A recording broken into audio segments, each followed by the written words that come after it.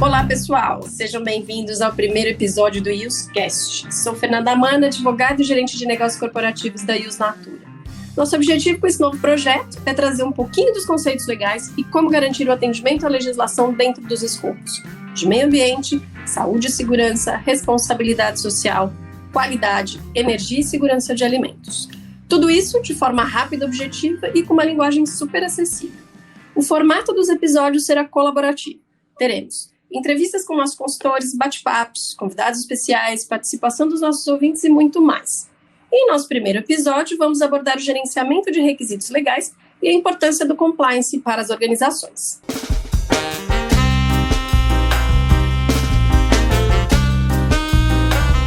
E para falar do tema hoje, convidamos uma das nossas mais experientes consultoras jurídicas, Lívia Langberg, advogada, pós-graduada em Direito Ambiental, auditora líder na ISO 14001, e com mais de 10 anos de experiência nas atividades de consultoria e auditoria nos diversos setores da indústria e outros segmentos.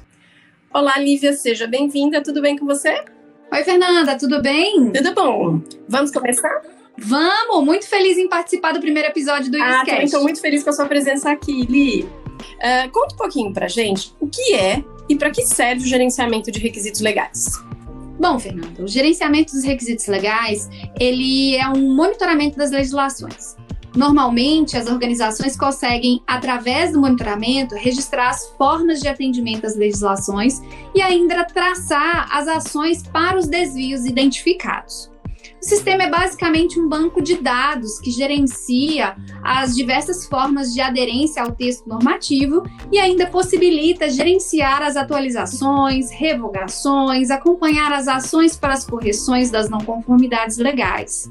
No Brasil hoje, a maioria das empresas que possuem um gerenciamento de requisitos legais, nos escopos aí de meio ambiente, saúde e segurança, devem contar com cerca aí de 300 a 500 textos normativos ou normas legais, né?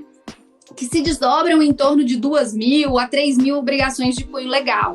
Então, o que isso significa? Hoje a gente tem a lei, por exemplo, 12.305, né, que é a Política Nacional de Resíduos Sólidos. Ela, dentro do texto normativo de uma norma, né, ela tem diversas obrigações, né? Ela deve ter em torno de umas 30 obrigações diretas dentro do seu conteúdo, né? Então, ela trata de embalagens, resíduos especiais, responsabilidade compartilhada, conteúdo mínimo para a elaboração do PGRS e ainda outras obrigações. Então, o gerenciamento de requisitos legais é gerenciar o número de normas aplicáveis, quais são essas normas e quais as obrigações derivadas por essa legislação. Legal, Li. Então, quais são os principais passos para a gestão de requisitos legais dentro de uma organização? Tá, eu vou citar alguns passos para o gerenciamento de requisitos legais, né? O primeiro grande passo que uma organização pode dar é disponibilizar o sistema dentro da organização. Então, ter um banco de dados que conta com toda a legislação aplicável, atualizada, e essa legislação também que é potencialmente aplicável ao seu negócio é de suma importância. Após isso, a empresa ela deve analisar as atividades, né, face a essa legislação e ainda fazer um refino dessas legislações. Normalmente, essa análise de aplicabilidade e esse refino, ele é realizado por uma empresa especializada, tá? Após esse processo, é necessário o ajuste técnico e o mapeamento dos processos. Então, o que é o ajuste técnico? É a configuração de um software ou do sistema adotado internamente, uma planilha, para mapear os processos, atividades e áreas do seu negócio. Então, quando eu tenho uma norma legal, uma obrigação legal, quem é responsável por atender aquela obrigação? Qual setor? É o RH, é o meio ambiente, a segurança? Então, isso é o ajuste técnico, o mapeamento dos processos. Logo depois, a gente tem a análise do atendimento às obrigações legais, né? Que é registrar dentro desse sistema adotado quais são as formas que a empresa atende aquela obrigação. Então, é imputar a rastreabilidade, né? Depois, a gente tem também, na continuação, a inclusão dos planos de ações. Então, se eu não atendo, não tenho registro, o que se deve fazer? Registrar os planos de ações com vistas a atender ou rastrear aquela evidência do atendimento, né? E posterior a isso, né, quando o sistema ele já está redondo, a organização ela deve prever uma revisão periódica desse sistema. Então, o sistema de gestão ele vai indicar a periodicidade, normalmente é realizada a cada 1 ano, né? As certificadoras elas exigem um processo periódico e normalmente as organizações atendem a cada 1 ano. E ainda, na continuação desse processo de verificação ou checagem das informações, né, o sistema ele tem que ser auditável. Então, é necessário que as informações imputadas, as áreas mapeadas, elas sejam passíveis, né, de ter uma auditoria para garantir que as informações que estejam dentro desse software, desse sistema adotado pela organização, seja auditável e seja confiável. Muito bom, Li. E qual que é a diferença, então, de atendimento legal e gestão de requisitos legais? Boa pergunta. Vamos lá. Gerenciamento de requisitos legais, ele é a gestão das normas. E o atendimento é o efetivo atendimento àquela obrigação. Vamos levar isso para o nosso lado prático, tá? Dentro da nossa vida cotidiana, a gente tem a obrigação de ter uma carteira de habilitação caso eu tenha que conduzir um veículo. Então, se eu conduzir veículos nas vias públicas, eu tenho que ter a carteira de habilitação, né? O atendimento legal é eu ter a carteira para a condução de um veículo. E fazer a gestão desse requisito legal é acompanhar se essa carteira está válida, se essa carteira de habilitação ela é compatível com o tipo de veículo que eu realizo a condução. Então, quais são os tipos de veículo? Moto, carro simples, caminhão, Kombi, né? Então, essa tipologia que é A, B, C, D é o gerenciamento da informação. Levando isso para um lado das organizações, né, as organizações elas estão obrigadas a ter AVCB, a ter licenciamento, a ter outorga. Quando a gente fala nesses documentos, como que funciona o gerenciamento? De atender condicionantes de licença, de renovar no prazo adequado. Então, atender a obrigação é ter o documento, mas fazer a gestão é muito mais do que ter esse documento, é gerenciar para manter todo o sistema de requisitos legais válidos ou funcionando, não ter uma autuação, uma multa, é prevenção. Legal, então, de fato, além de você conseguir visualizar o que está sendo atendido, você também conseguir visualizar aquilo que não está atendido e conseguir ter uma possibilidade de listar ali, através dos planos de ação, o que precisa ser feito para ser atendido, correto? Exato, exatamente, Fernanda. Legal, Li. Essa explicação é super importante, porque eu vejo que é muito comum a confusão entre esses dois conceitos. Não sei se você concorda. Sim, concordo. É muito comum a empresa, às vezes, ela fala, eu atendo, mas não faz a gestão e cria-se aí uma vulnerabilidade para o negócio. Perfeito, é isso mesmo. E fazendo um link ainda com esses conceitos que você trouxe, um outro ponto que eu percebo que traz dúvida é a obrigatoriedade ou não de monitoramento dos requisitos legais. Porque a gente sabe, até como você trouxe, que o atendimento das obrigações, ela das obrigações legais estabelecidas em qualquer dispositivo legal, ele é mandatório, né? Contudo, eu acho que não fica muito clara essa questão da obrigatoriedade de monitorar, né, da gestão dos requisitos legais. E, afinal, as organizações estão ou não obrigadas a implementar esse monitoramento de requisitos legais? Boa pergunta também. Vamos lá. Não existe norma legal que obrigue a implementação do sistema de gerenciamento dos requisitos legais. Entretanto, vale ressaltar que caso a empresa deseje a certificação em uma das normas ISO ou tenha a certificação, o monitoramento ele é obrigatório. Tá? Eu vou dar um exemplo para você para ficar um pouquinho mais claro. Essa obrigação de ter o monitoramento dos requisitos legais também está na NBR ISO 14001, né, que é a certificação em meio ambiente. Caso a empresa ela queira a certificação em meio ambiente ou caso ela tenha a certificação, o monitoramento ele é obrigatório. Legal, Li. Um outro ponto que me veio aqui em mente foi que, eventualmente, mesmo a empresa não tendo certificação, a gente, pensando em multinacionais, por exemplo, que tem obrigações que não necessariamente são legais, mas que são globais, né, regimentos internos, que também podem exigir esse monitoramento de requisitos legais.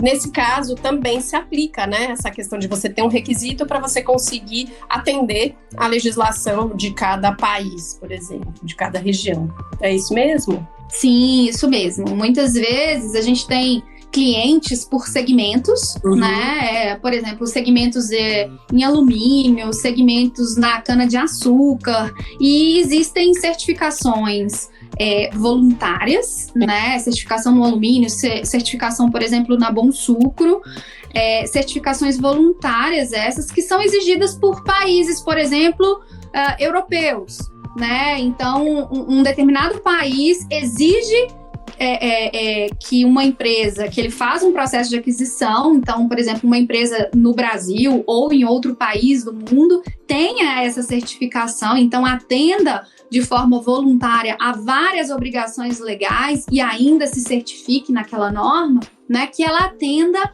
à legislação e faça a gestão dos requisitos legais. Legal, Li. Isso eu acho que é bacana a gente colocar, porque para ficar claro que não só para empresas com certificação ou que buscam certificação é interessante ter um monitoramento de requisitos legais, né? Apesar da não obrigatoriedade por norma legal, ainda é muito vantajoso você monitorar a legislação.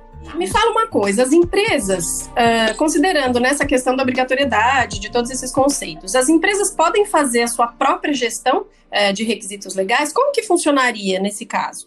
Sim, as empresas elas podem elaborar a gestão dos requisitos legais por conta própria, tá? Mas para isso acontecer, para isso rodar, esse processo rodar direitinho, ela tem que ter uma infraestrutura mínima. E que tipo de estrutura a organização precisa ter? Você consegue detalhar para a gente? Sim, a empresa ela precisa ter uma pessoa dedicada para o acompanhamento das publicações, um banco de dados e o controle dessas legislações, que pode ser, inclusive, numa planilha em Excel. Análise do texto, né? Então, ela tem que ter uma equipe ou um profissional que consiga avaliar esse texto legal e avaliar a aplicabilidade e, posteriormente, extrair desse texto as obrigações que aquela organização, que aquela atividade, ela tem que atender. E ainda, análise das obrigações e os registros do atendimento. Então, após extrair essa obrigação do texto legal, ele tem que avaliar como a empresa atende, imputando os registros, né, do atendimento, inserindo as rastreabilidades. Então, eu tenho uma licença, onde essa licença está? Qual que é o prazo de validade? Isso é o registro. Bem resumidamente, a gente, né, você trouxe aqui para a gente de uma forma resumida a estrutura, mas a gente consegue perceber como tanto o processo quanto a estrutura são complexos e robustos, né? E aí, considerando essas informações que você trouxe, vale a pena fazer a gestão interna, a gestão por conta própria? O que você acha?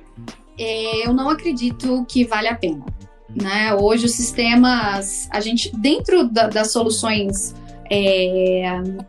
disponíveis no mercado, temos soluções para otimizar a gestão de requisitos legais com segurança, confiança, um custo bem baixo se comparado à estrutura mínima, caso a empresa venha fazer o monitoramento por conta própria. Então, eu não acredito que vale a pena uma organização montar uma infraestrutura mínima para fazer o monitoramento por conta própria. Eu tendo a concordar com você, viu, Li, nessa questão. Mas, bom, e para a gente seguir, quais são os diferenciais, então, dessas soluções dos sistemas que você trouxe e que existem hoje no mercado? Tá. Geralmente, eu observo que existem sistemas que possuem apenas um banco de dados, um sistema mais simples, tá? Eu não acredito que esse tipo de sistema mais simples vale a pena para as organizações. É um tipo de software incompleto, um gerenciamento parcial das normas e o gerenciamento dos requisitos legais.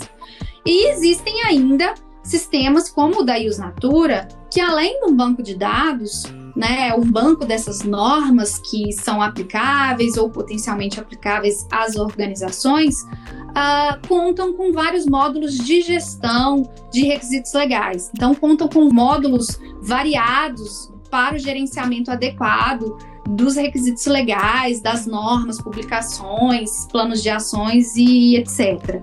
Esses softwares, eles atendem exigências, né, das certificações, NBRs ISO e ainda exigências internacionais. Legal, Li. E então você comentou acima que a Ius Natura possui um sistema bem completo para gestão de requisitos legais.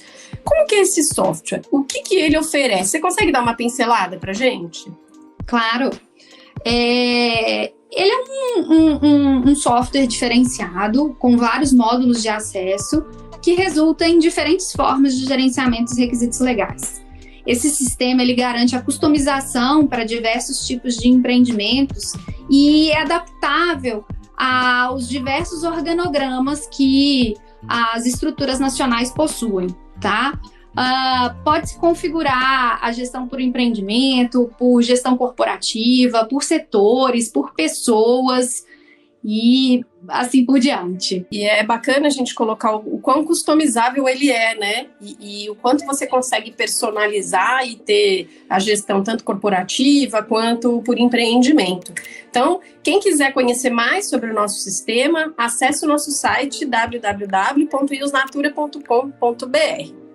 E voltando aqui ao tema, Li, você comentou aqui sobre os diferenciais e falou rapidamente sobre o sistema CAL da Ius e seus módulos. Então, quais são, de fato, as vantagens do gerenciamento de requisitos legais em um software como o da Ius? As vantagens são tempo, economia, confiança, gestão e acompanhamento próximo dos passivos deixados pela atividade, rastreabilidade. Esse processo ainda é auditável, como eu já falei anteriormente, trabalha internamente as diversas formas de prevenção, as sanções penais, civis, administrativas, possibilita a visualização das mudanças que são realizadas mensalmente. Então, as legislações ela passa por uma mudança recorrente, né, dentro de um ano. Então, mensalmente, as pessoas que realizam gerenciamento de requisitos legais e têm um software de gerenciamento conseguem avaliar as mudanças mensalmente. Ainda tem a indicação da necessidade, né, da avaliação por ciclo. Então, esse software, ele indica a necessidade de revisão das informações, né, que estão para vencer dentro de um determinado ciclo, além da possibilidade de gestão de riscos e oportunidades, que é um tópico relativamente novo no sistema de gestão integrado. Pois é, Li, se a gente avalia tudo que você trouxe aqui, né, em termos de estrutura para você ter um gerenciamento interno e depois como que hoje, o que tem no mercado em termos de software, me parece que as vantagens são muito significativas aqui, né, nessa parte de gestão de requisitos legais. Mas para aprofundar um pouquinho nessa questão, na gestão, na atividade de gestão, e um dos pontos que você trouxe acima, é a questão da análise de aplicabilidade. Como é que é realizada a análise de aplicabilidade de uma norma? Isso, essa atividade ela é técnica. É comum, durante as nossas atividades com clientes, o entendimento da aplicabilidade de um determinado requisito legal ser bem diferente da opinião de auditores, especialistas jurídicos e até mesmo dos órgãos que publicam aquela legislação, né? Eu vou citar um exemplo para você, que é o tema transporte de produtos perigosos. A grande maioria dos nossos clientes indica que esse processo não se aplica à organização. Tá, mas por quê? Você consegue detalhar para a gente um pouquinho mais, para ficar mais claro, para a gente conseguir visualizar? Claro. Por exemplo, sua empresa gera resíduos perigosos, aqueles resíduos classificados como classe 1. Então, sua empresa recebe produtos perigosos, ou sua empresa expede produtos perigosos. Se a organização ela tiver um sim para uma das alternativas, as obrigações referentes a esse tema, que trata do transporte de um produto perigoso, eles são aplicáveis à organização, independente da terceirização ou contratação de um terceiro para realizar. Perfeito, Li. E aí a gente consegue perceber também a importância de um especialista, né? Do acompanhamento de alguém que tem expertise, know-how, para apoiar essa análise e para ter assertividade naquilo que de fato é aplicável. Pessoal, aproveitando aqui o gancho do tema abordado pela Lívia, ativem seus alertas nas redes sociais, que em breve teremos uma nova publicação sobre transporte de produtos perigosos. Vai ser super bacana. Vamos lá! Primeiro, antes de responder a sua pergunta, precisamos conceituar o que é compliance. Esse entendimento, ele não é muito claro, né, nas organizações de uma forma geral. Muita gente fala em compliance, mas não entende o que é o compliance, né? Compliance, ele vem do verbo em inglês to comply, que nada mais é do que estar em conformidade com leis, padrões éticos, regulamentos internos e externos. Então, o compliance significa para organizações sobrevivência. Um mercado que não é sustentável ou uma imagem social e ambiental ruins pode ser a ruína de um negócio, né? E o mercado, ele está se fortalecendo com uma seriedade hoje nunca vista antes, porque a sociedade, as organizações, elas estão cada vez mais conscientes dessa sustentabilidade. Então, hoje a gente tá todo mundo cansado de falar em coronavírus, mas tivemos aí um incidente ambiental que gerou uma contaminação, né, uma pandemia mundial. E isso tudo é resultante de atividades não sustentáveis, né? Seja ela pela população, seja ela realizada por uma organização pequena, uma organização grande. Então, estamos todos muito preocupados com a seriedade do atendimento às legislações. E isso é uma realidade hoje no mercado nacional e no mercado internacional. Então, essa ética da organização está ligada diretamente ao sucesso de uma empresa. Muito bom, gostei bastante da abordagem, Vi. Li, eu gostaria de agradecer a sua participação no nosso primeiro episódio, foi muito bom, espero te ver por aqui novamente. Eu que agradeço o convite, Fernanda, foi um prazer estrear o primeiro episódio e com certeza pode me convidar. Muito bom saber. Por fim, quero deixar um recadinho. Estamos preparando vários materiais sobre diversos temas para publicação em todas as nossas redes sociais. Fique ligado. E se tiver alguma dúvida ou sugestão, mande sua mensagem para o e-mail iuscast@iusnatura.com.br e continue nos acompanhando nas redes. A IUS está cada vez mais on. E assim finalizamos o nosso IUScast. Até a próxima, pessoal!